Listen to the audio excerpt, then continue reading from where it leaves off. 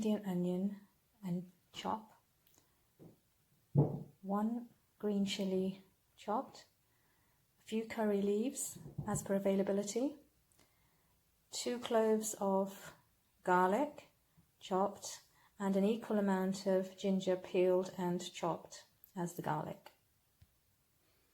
Half a teaspoon of chili powder, half a teaspoon of turmeric powder, 1 teaspoon of black pepper, and salt to taste. 500 grams or half a kilogram of raw prawns, cleaned before use in cooking. This is called deveining.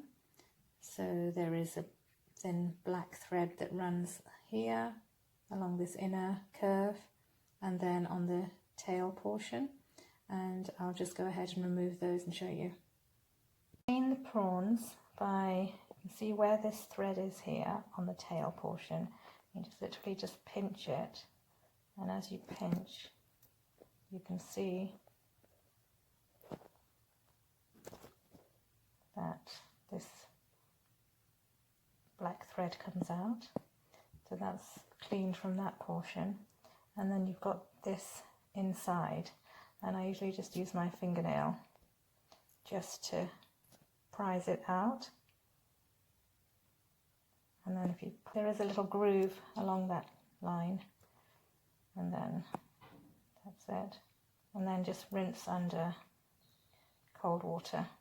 I went ahead and cleaned the remaining set of prawns under a running tap, and as you can see, this is how you would get it.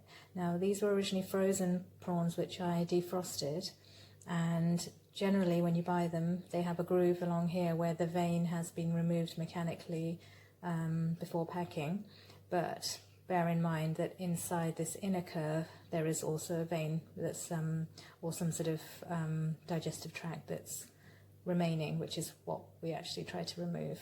And as you can see, that's all cleaned and ready for use. So this is the cleaned 500 grams of prawns. Heat a tablespoon of oil. I'm using sunflower oil in a frying pan on medium heat. Add the chopped ginger, garlic, onions, green chilies and curry leaves.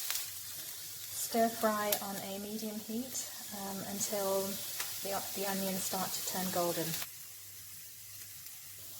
Add the masalas, that is the spices, the turmeric, red chili powder, black pepper, salt, and I've also added actually half a teaspoon of paprika just for colour, but that's optional. Stir.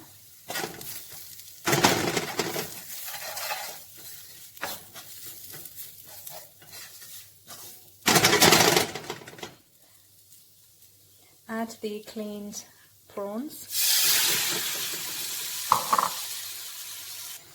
Mix the prawns in with the masalas, and there will be some water that comes out of the prawns, so don't add any additional water at this stage, and cook on a medium heat for about 5 minutes.